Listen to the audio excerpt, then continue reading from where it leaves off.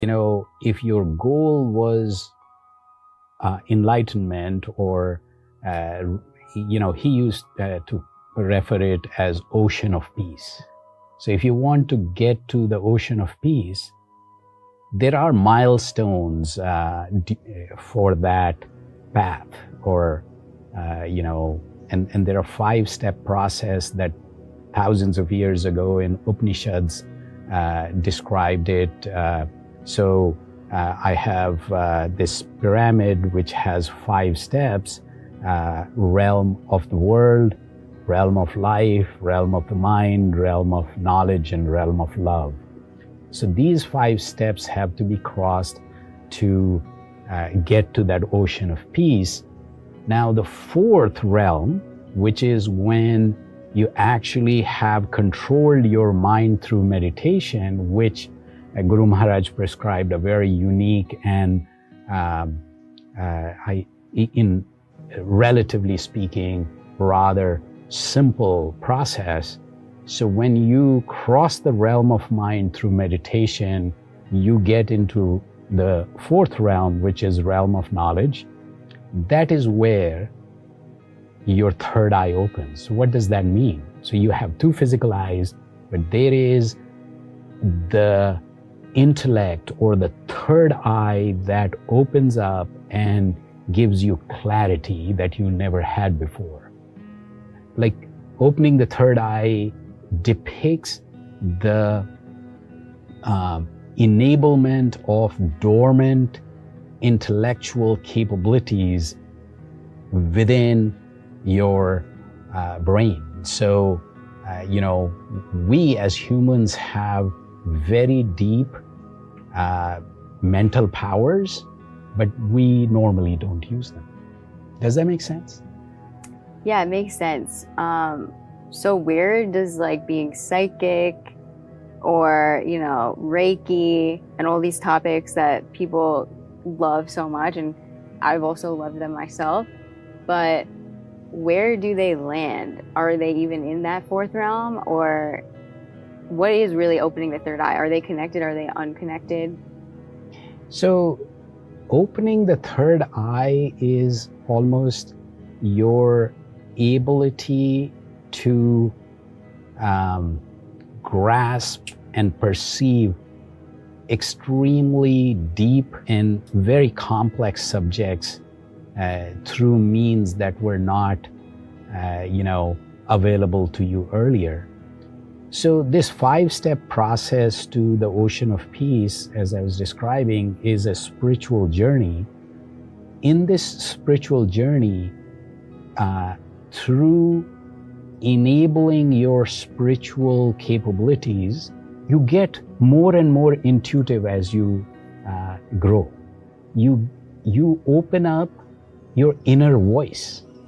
So a lot of what we call psychic capabilities is the ability to, let's say, see the future, or the ability to perceive things and read things that normal humans cannot.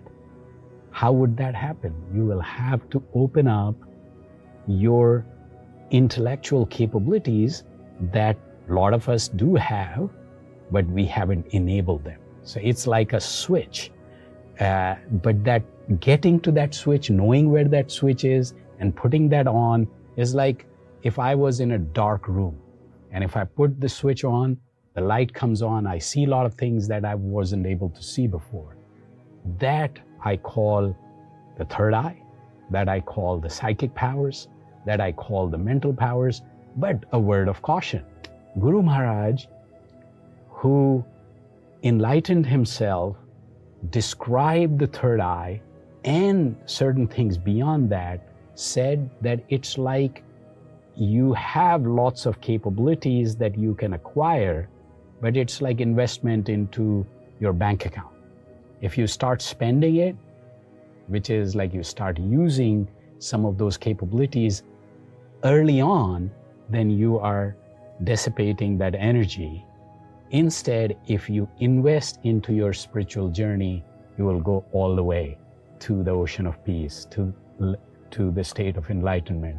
So if you get stuck in the third or the fourth or the fifth realm in your journey. So you are still in the journey. So yes, it's a higher capability. Yes, we should all have that, but a lot of people don't need to demonstrate that because they want to continue the journey and want to go to where the real everlasting peace is, which should be the goal of all of us, right? Agreed. Sure. Wow. So if we start spending, but let's say, we started telling people like, that what their your future or something, is, I don't know. Yeah. Like I mean, something you like can that. read people's mind, for example, Yeah. right? And so let's say you start spending, but then you get to a place where you realize like you want to stop, and then you start it again. So the thing is that, say, if you continue your meditative practices, the meditative practices that Guru Maharaj learned from his guru, Dada Guru Maharaj, Lalaji Maharaj, he took him all the way, and what he realized was that one of the things you don't want to do is get stuck in a place where you are demonstrating your capabilities, and that's an outward activity. Mm-hmm. This journey is inwards. Peace is inside. So let's continue the journey till you get to the ocean of peace, right? So it's, I mean, if you have acquired some capabilities, if there is a dire need, use it. But if you, start using it to show that it's like a demonstration of, like worldly people do. You demonstrate that, oh, I have a nice shiny car, right? It's very similar. Yeah. Right? So that doesn't really, it distracts you from your journey, I think. Okay. I love that. So I think that was a good explanation of, your third eye opening and how you can use it to your own advantage. And keep working on the inner world instead of the outer world, which is so important right now. I think, especially with like spiritual entrepreneurs and all this stuff flourishing, it's nice to see, but it's also like not the basis of that real like spirituality of ascending into like liberation, right? See, we are not here to sell peace. We are here to be at peace. Yeah. And if you are in that land, you become infectiously peaceful. What that means is everybody who comes in contact without buying anything becomes peaceful. So it's a different approach. Yeah. All right, I love that. So I hope that was helpful. That is everything around opening your third eye and your abilities, but also making sure that you're not getting distracted. So hope you guys got something out of that. And I think that's a good place to end here. Sure thing. All right. Bye.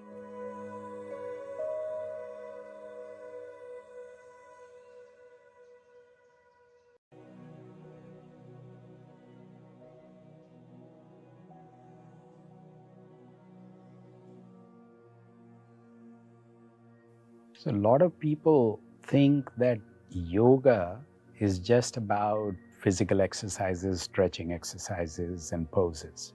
Maybe add breathing exercises as well. So in yogic terms, it's asanas and pranayams. But one of the masters and leaders in yogic philosophy, Maharishi Patanjali, he actually described framework that had 8 limbs. So asanas and pranayams, or physical exercises and poses and breathing exercises, are just 2 of the 8. So what are the other 6? So if you want to understand what really yoga means, then you got to understand the other 6 limbs, because Ashtanga is 8 limbs. So if yoga was a body, then it has 8 limbs. So you cannot just take 2 of them and think that that's yoga. Yoga is made up of these 8 limbs. 2 of them are foundational, very, very important, no doubt. Asanas and pranayams are physical exercises and breathing exercises.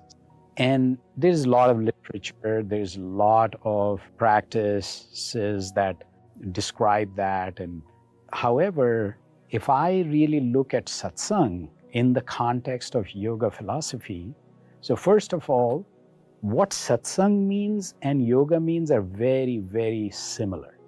So yoga is union or becoming one with. So it's the union of the limited into the unlimited. I think that's how I describe yoga. Now, satsang, sat is described as the cosmic energy or the never-changing energy which prevails. So transcendental energy. So sat is transcendental energy, and sang, satsang, sang is to be with. So in presence of transcendental energy is satsang. So becoming one or union with the transcendental energy is satsang, and it is also yoga. So very, very similar concept. But I think one of the biggest differences, and there are lots and lots of similarities in satsang and yoga, but the difference, one of the differences that I would like to emphasize is that satsang, especially satsang as described by Guru Maharaj, Dr. Chaturvedi Sahaji, who founded Ramashram Satsang Mathura, he emphasized that the 4 limbs of yoga, which are more focused on meditative practices, which are more focused on inward pursuit, meditation and looking inwards, orienting yourself inwards, and then going deeper. So those inner pursuits are more important, or are the crux of the matter for satsang as he described it, as Guru Maharaj described it. So out of the 8 limbs, 4 of the limbs that talk about meditative practices and things that help those meditative practices, those 4 limbs are the focus of satsang. So those 4 are pratyahar, dharana, dhyan, and samadhi. So let's break it down. So let's start with dharana. Dharana is the object of concentration, or what you imagine or what you want to manifest through your meditation. So here, if we think about transcendental energy in form of light and we manifest that energy and we want to become that energy, we want to be embodiment of that energy, then our dharana or manifestation is that energy. When you concentrate on your dharana, it becomes dhyan. So basically, when the object of concentration concentrated on, you get to a deeper state, and that is your deeper silent meditation where you become integral to what you want to manifest. So that's a deeper state, and that's pretty much what should be called meditation. Surface level meditations or activity-based meditations are different. This dharana, dhyan, so dhyan is about getting deeper into the subject or the object of concentration. So dharana, dhyan, and then samadhi. So when you become one with your object of concentration, or you have achieved that manifestation, that is samadhi. Now, what is pratyahar? Pratyahar is one, looking inward. So turning your focus, instead of your mind wandering into the world, you're now going deeper within yourself. That is pratyahar. So pratyahar is about focusing inwards, and it is also about trying to bring your attention back during the practice back onto your object of concentration. So if you were trying to focus on what you want to manifest, and suddenly you find that your mind wandered away, bringing it back is also part of pratyahara. So the initial orientation inwards is pratyahara. When your thought processes wander away, bringing it back onto your object of concentration is pratyahara. Just the inner orientation is pratyahara. So pratyahara, which is about changing your direction to look inwards, so inner practices. Dharana, which is like, what do I manifest? What do I imagine? What do I concentrate on in your meditations? And then once you get deeper into the subject or the object of concentration, you are in Jnana, which is basically the core of meditation.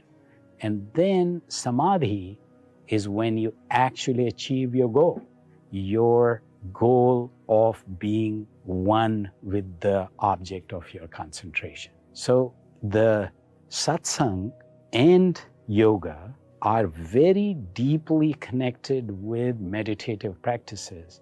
So if 4 out of 8 limbs of yoga are pratyahara, dharana, dhyan, and samadhi, and satsang focuses on those 4, so there is a lot more common. But the difference is that a lot of yogic practices got lost, or the practitioner lost a lot of time between asanas and pranayams and some other practices, which are just preparation towards the deeper meditative practices. Satsang goes and strikes at the core of those meditative practices.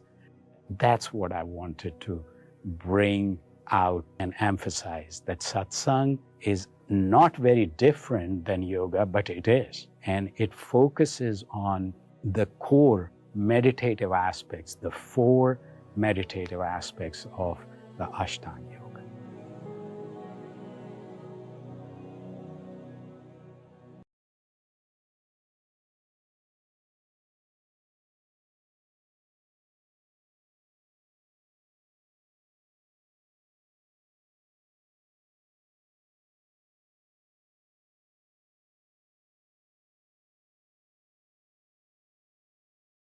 So happy Saturday, and we are here in person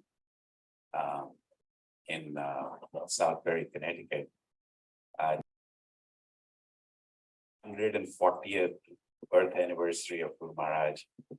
And as we were discussing, satsang, the unique approach that he devised and made it public in 1930, based on what he had learned, what he had practiced, what got him to states where living in higher consciousness was not a concept, was not a dream. It was implemented. And then people who came to him with that desire that they needed to learn if that can be done in today's world, in today's culture. The challenges that are in the East or the West, or were there a century ago, haven't changed that much. Yes, there are some variations culturally speaking. Yes, there are,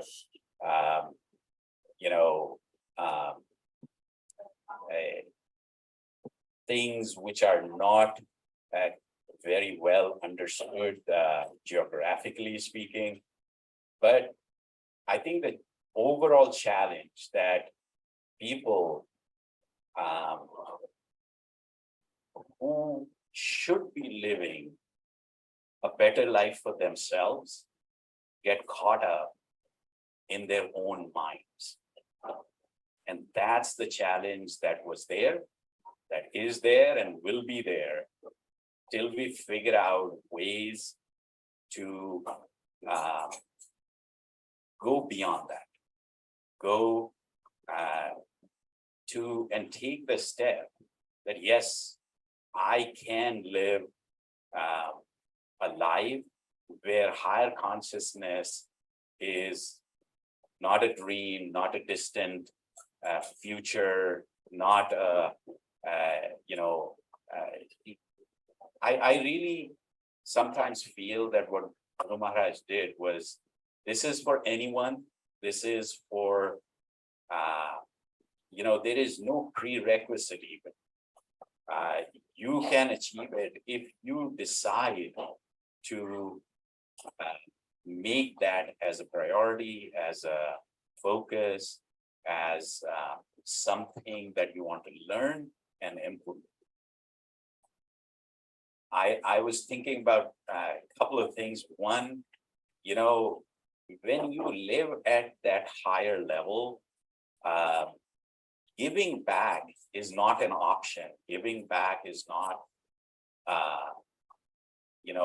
something that's it becomes part of that lifestyle, because when you live at higher awareness, higher consciousness level, your connectivity to the nature and other conscious beings is at a very, very different level.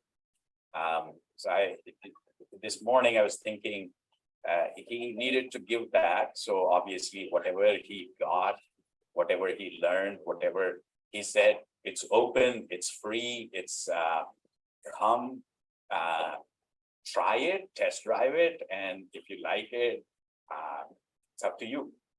He won't ask, where are you from? What do you follow? None of that. It was just open. But then he started a monthly journal and wrote books and books and books. He was like, so one day my aunts were telling me that he would take a long walk every morning. And somewhere else I read that when he used to walk, he used to take Dada Guru Maharaj, his guru, with him. He would converse. It was like as though he's walking with him, talking with him. And that inspiration, that he would get, he would bring back and then sit down under a tree in the compound and start writing. And so he wrote hundreds of books relentlessly, traveled relentlessly. And when he found those books, where to get it printed, what he ought, so giving back was so strong within him that he actually established a printing press. He said, I don't want to waste time, figuring out where to print this. Imagine in early 1900s, doing that in India, where I believe some of the latest technology at that time he implemented just to get this word out that anybody and everybody can do this. And it is a very simple, very powerful method. But then, in today's culture and amongst us, the tendency is that, the consistent practice and prioritization, unfortunately, is missing. And I look at myself, things that can be done are, procrastination takes over. There's so many other challenges that take over, and this journey continues to stay more of a challenge than it ought to. The simplicity sometimes makes it appear as though, you know, simple is trivial, but simple can be very, very, very powerful, provided that's, you know, it is implemented in the way it is designed. So one of the things I'm realizing is that, you know, it has to be a daily practice. It has to be integrating it into our lifestyle. Till that happens, it's still, you know, you are in the test drive mode. You haven't really bought the car and running. The other aspect that I find very fascinating is, you know, and I mean it, I was talking about this, you know, this process that he established in one of my recent talks. I was saying it's like a Swiss knife. You could have multiple problems at multiple levels, and you could use this.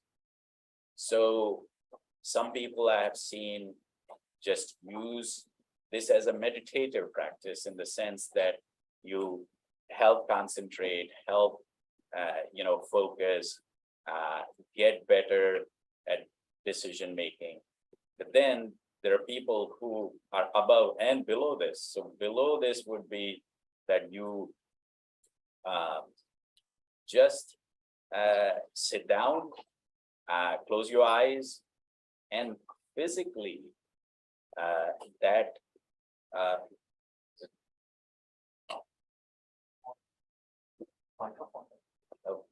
so should I use the other one?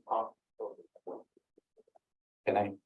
Oh, so it wasn't going through? Just for maybe a minute. The battery will go in.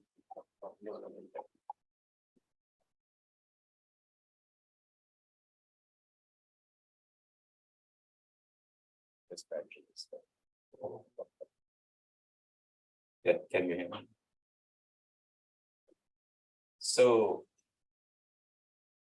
the thing is, like, if you take this practice, and you know, there will be physical benefits, like you can lower your blood pressure, you can calm down, and physically have those you know, your physical body will feel better. So much so that if you do it a little more consistently, because hormone secretion, you don't have direct control on, but meditation, you know, tapers down some of the things in a way that you could have hormonal imbalances, you know, reduced. But then if you want, the same Swiss knife could cut through in so many spiritual ways to get to higher consciousness. And Guru Maharaj said, you decide how you want to leverage this. There were people who would not even meditate, who would just service and gain a lot of the advantages of doing this practice. There were people who would just come and meet him, talk to him, and through osmosis, get to become a lot more calmer, a lot more, you know, more wise, so to say. I have even, like, if I meet people who have met my grandfather, Guru Maharaj, he had such an impact on people that I can feel that even today in people who had met him. And I had so many of those through the years that I feel so fortunate. And this practice is basically, he condensed his lifetime learning into this. So this Swiss Army knife is up to you what you use it for. But then until and unless you put some dedication, you put some focus, you put some, simple, powerful, but requires a bit of, consistent practice. So on that note, let's get into the practice. So again, I would emphasize that, you can use this in so many ways. Like you can, while you were walking, as he would feel inspired by being with his guru, you could make your workouts, you can make the times when you eat, then when you sleep, when you don't have anything else to do a lighter version of this process, which we will just practice now, in the sense that always feel connected to the transcendental energy. So, imbibe that energy, keep that energy within you, morning and evening. So start your day energized, wrap up your day, in a way that you cleanse yourself, energize yourself again. So how do we do it? Like, and 15, 20 minutes is way more than enough if you do it consistently. So sit in a relaxed posture. Try to keep your spine straight, chin a little inwards, eyes lightly closed. So every time your body moves, your mind moves with it. Every time you, the sensory input, so eyes lightly closed keeps that out, because that also distracts your mind. So keep your distractions at the minimum while you're meditating. That's all. So relaxed posture, eyes lightly closed. Now think that transcendental energy in form of light is right here, right now with us. And it's entering our heart, distributing throughout our body, and that we are becoming one with this light. When mind wanders away, which it will, just bring it back. That's also part of pratyahar. That's also part of inward orientation. So this is inner satsang. Inward orientation is key. So minimize distractions to your mind. Still posture. Focus on this connection, this presence, that this transcendental energy in form of light is in front of us, entering our heart, distributing throughout our body, and we are becoming one with this light. We'll start with music, then music will fade away. We'll go in deep, silent meditation. Just keep the process on, and then we'll transition out with music. Let's start.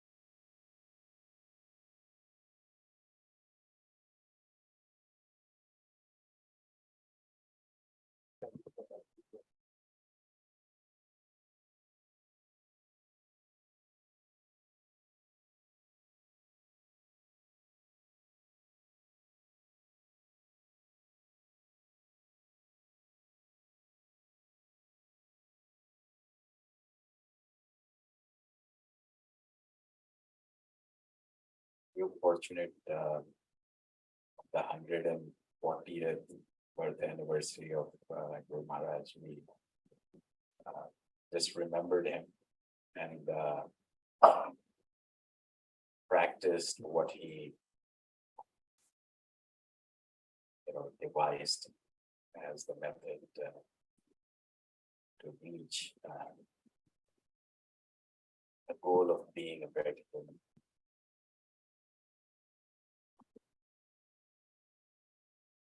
So, it's you can become wiser through experience, through imitation, or through reflection. And I think this practice kind of brings all those three things together.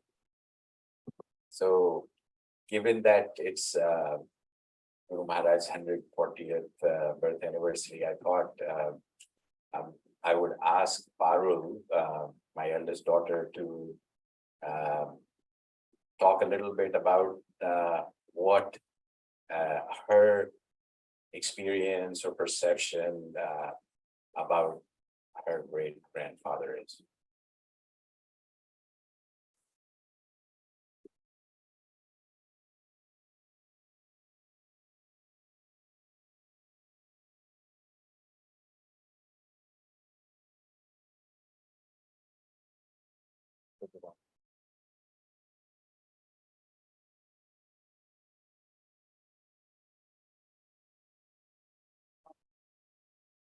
Feel so lucky that we all get to be here under Guru Maharaj's system, because Satsang is so special. We don't have to be alone in the system. We get to be a collective. So we all get to increase our energy through meditation together, rather than having to go somewhere alone, leave our families. We get to be here together. We get to be one, and we get to tap into this collective consciousness to raise our consciousness together. And if you guys will allow me, I think I'm just going to give a little message.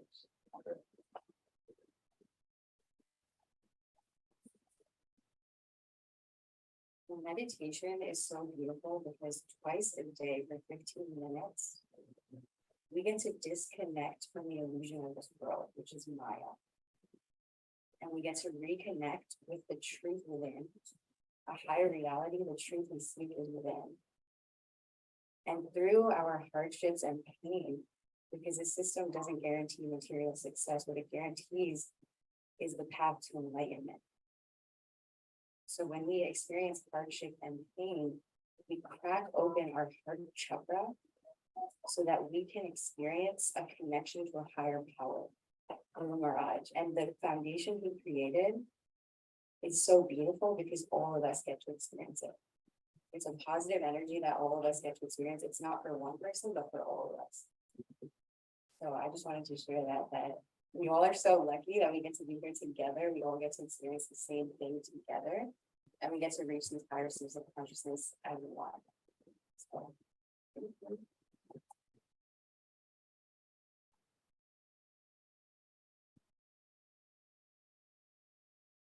Yeah, don't hesitate, speak up if you want to share something.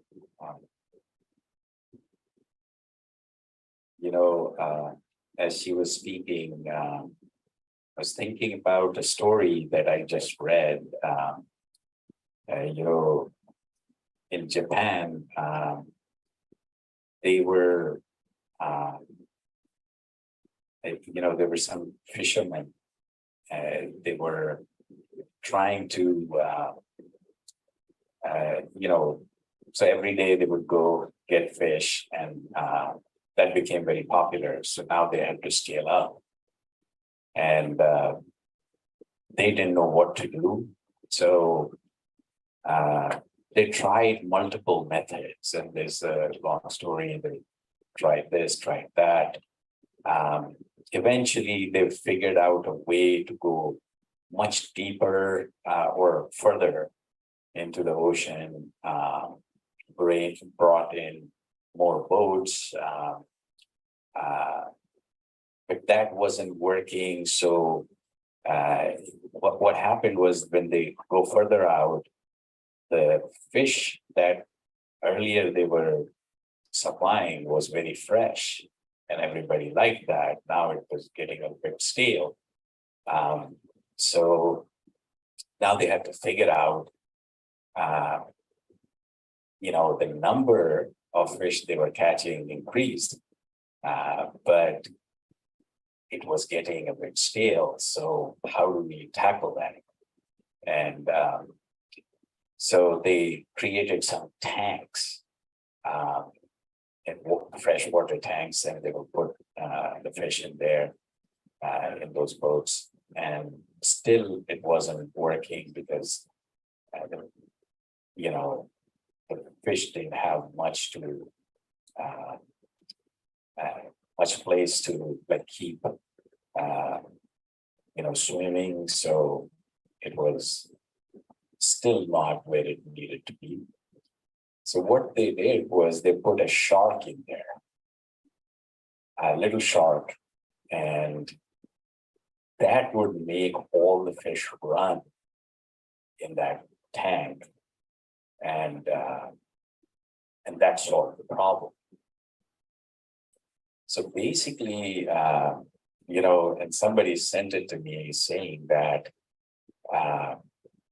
we all sit down, we all meditate, we all become very quiet. But then all the problems that we face, all the, things that are still, so the shark is still there, keeps us on our toes. And so this is not about becoming still and stale. This is about being fresh, right? So be in the light, be in the love, be in peace. So anybody else wants to say something, please do. Good to see you all, Eddie. Anybody? Can you roll that?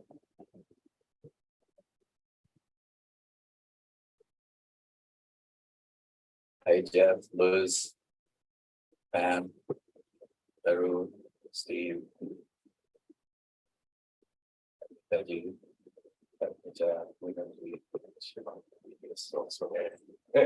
Shivangi is here in person. So there's so many other people.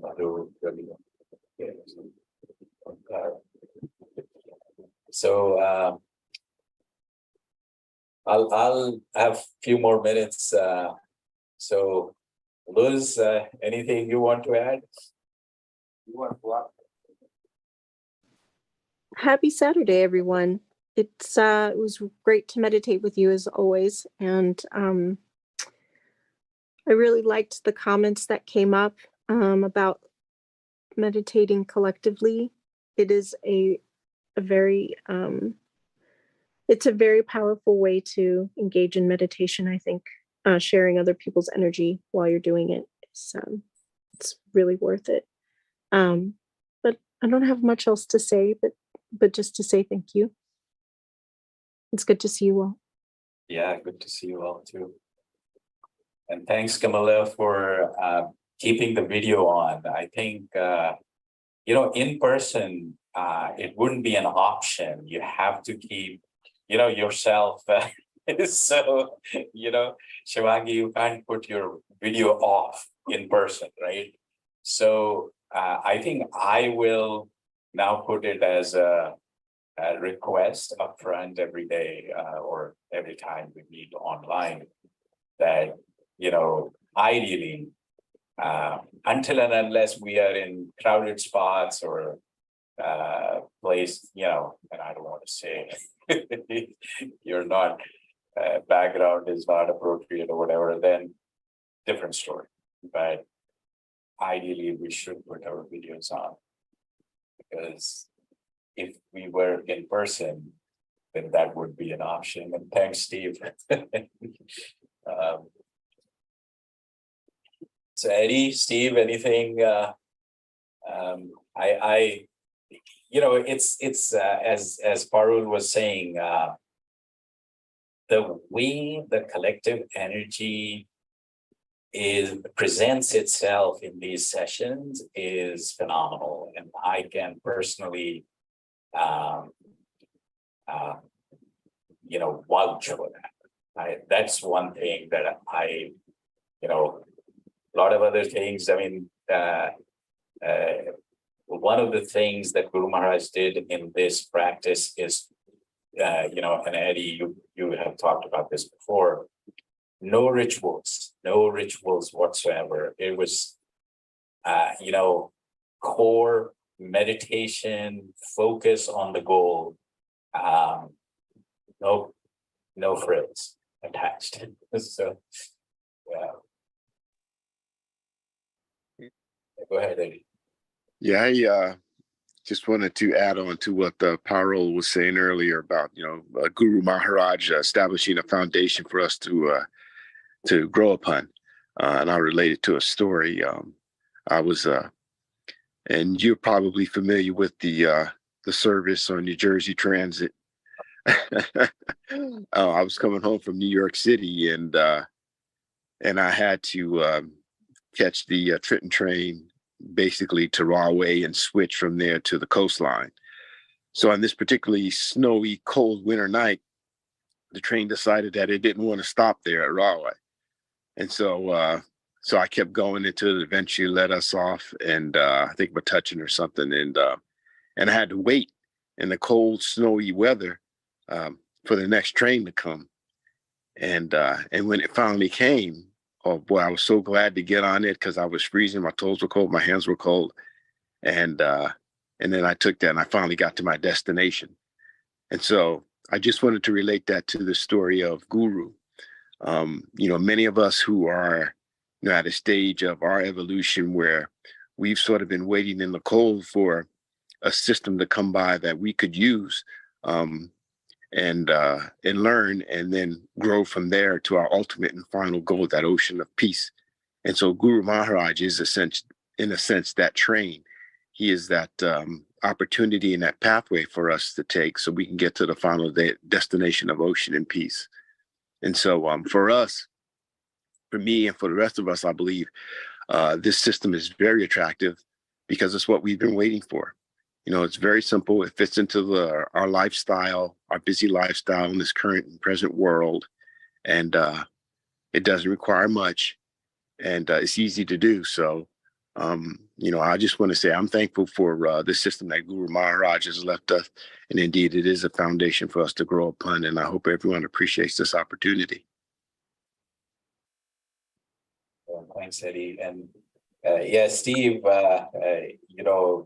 being a teacher, I think my father was a teacher, and in a way, Guru Maharaj and my uncles and aunts, everybody,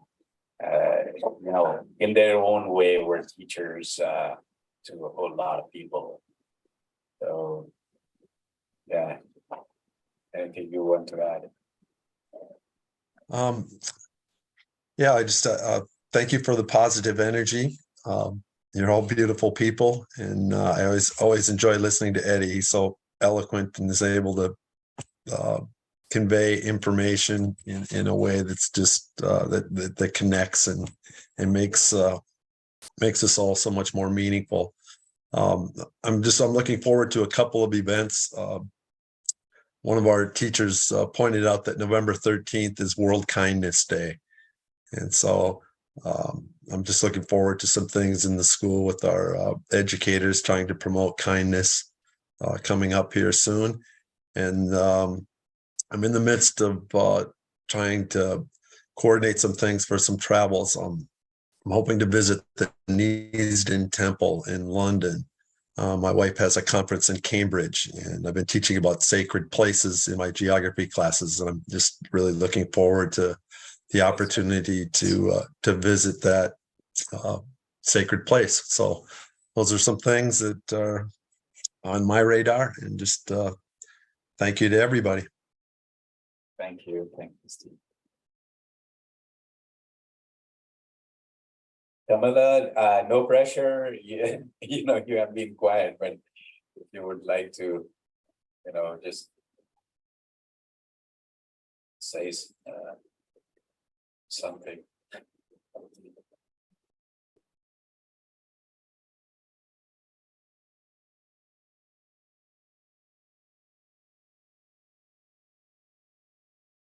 Anita ji, anything you want to add? No, namaskar, everyone. This was a great session, great meditation. Parul brought a lot of energy into the presentation as well. So a big thank you to all of you and to her. We really had a good session here. Thank you. Omkar? Bhaiya, namaste. Yeah, it was a great session as always, and thank you so much for being the light.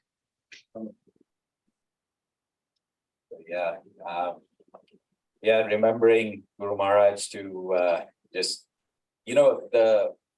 Steve, when you talked about kindness, I think one of the things that I sometimes think about and in a positive way, it's there are meditations on kindness, on gratitude, and I mean, any of that I appreciate, but I also wanted to say that, when you meditate on transcendental energy, transcendental light, somehow my personal feeling is that all of that is encapsulated in that concept. So when you bring in the light, a lot of the positive things that were hidden show up within. So, on that note, thank you all. I think I'm thinking about what I would call an immersive weekend, have like 3 sessions in English. So maybe early next year. So, we'll move back when we can do that. Yeah, the Saturday sessions, Tuesday sessions continue. So please, continue your journey. The only thing that I would say is to make anything effective, we have to have a consistent practice. So let's do that. All right. Bye for now. Have a great week ahead. Namaskar and love, light, and peace. Thank you. Thank you, Sanjit. Good night, everyone. Or good day.